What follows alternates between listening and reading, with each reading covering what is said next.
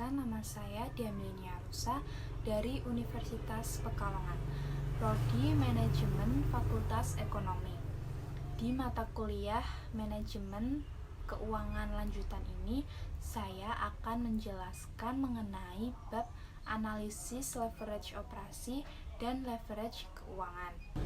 Dalam manajemen keuangan, leverage adalah penggunaan aset dan sumber dana oleh perusahaan yang memiliki biaya tetap atau beban tetap dengan maksud agar meningkatkan keuntungan potensial pemegang saham. Dalam analisis keuangan ada dua konsep leverage, yaitu leverage operasi dan leverage keuangan.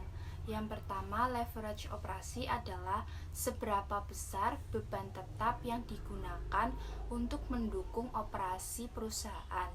Yang kedua, leverage keuangan adalah perusahaan yang dalam operasinya menggunakan sumber dana yang mengakibatkan adanya biaya modal tetap atau bunga hutang.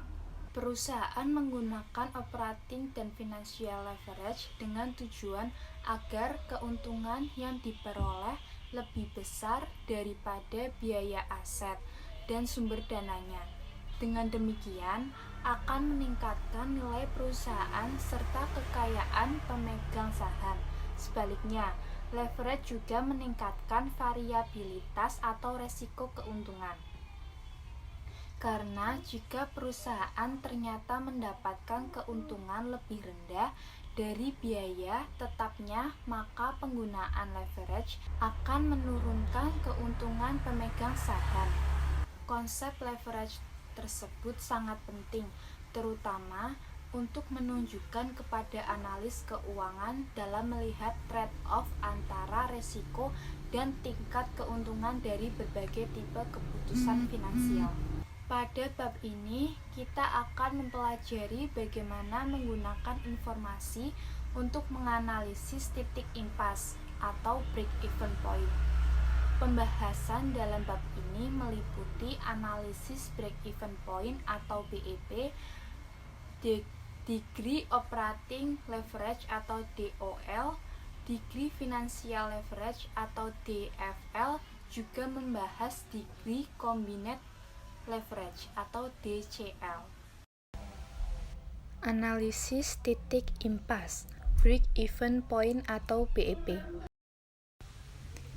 BEP adalah jumlah produksi atau penjualan yang menghasilkan jumlah total pendapatan sama dengan jumlah total biaya atau di mana perusahaan tidak mengalami kerugian dan juga tidak mengalami keuntungan.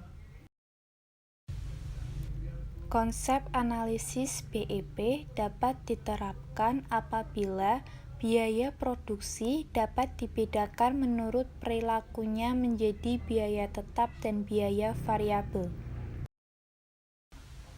1. Biaya tetap, yaitu biaya yang secara total tidak berubah walaupun volume produksi mengalami perubahan. Contohnya, gaji, biaya administrasi, biaya sewa, dan lain sebagainya. 2. Biaya variabel, yaitu biaya yang secara total akan berubah-ubah secara proporsional dengan perubahan volume produksi. Contoh, biaya bahan baku, biaya tenaga kerja langsung, biaya kemasan, dan lain-lain. BEP dapat dihitung dengan menggunakan beberapa formula sebagai berikut. BEP dalam unit, yaitu biaya tetap dibagi harga dikurangi biaya variabel. Sedangkan BEP dalam rupiah, yaitu biaya tetap dibagi 1 dikurangi VC per S. Degree operating leverage atau DOL.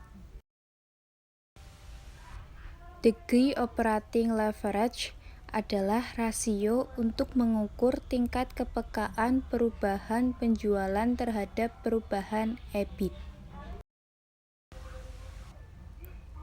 Rumus untuk mencari DOL yang pertama adalah Persentase perubahan EBIT dibagi persentase perubahan penjualan.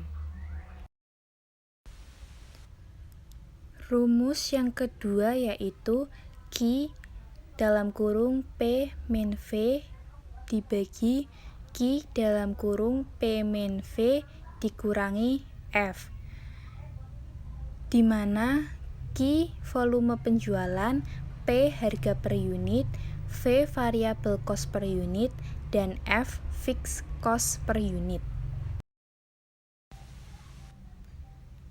Degree Financial Leverage atau DFL. Degree Financial Leverage yaitu kebijakan pembelanjaan perusahaan atau keputusan struktural modal atau penggunaan modal yang menyebabkan adanya beban tetap. Beban tetap dalam keputusan struktural modal yang dimaksud adalah bunga utang. Dengan demikian, leverage keuangan berarti kebijakan pembelanjaan dengan sumber dana utang yang menimbulkan adanya beban tetap atau bunga.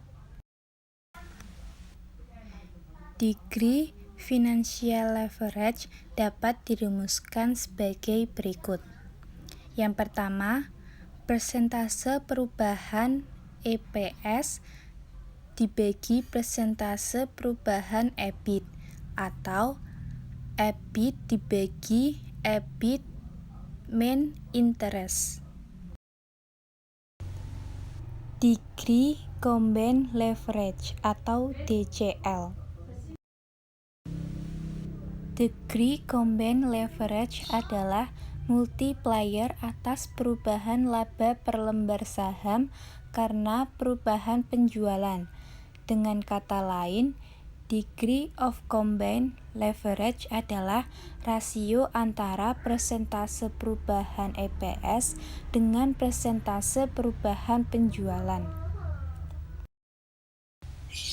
Rumus DCL sebagai berikut, yaitu yang pertama DOL dikali DFL atau Q dalam kurung P min V dibagi Q dalam kurung P dikurangi V dikurangi F dikurangi I. Sekian video dari saya dan terima kasih.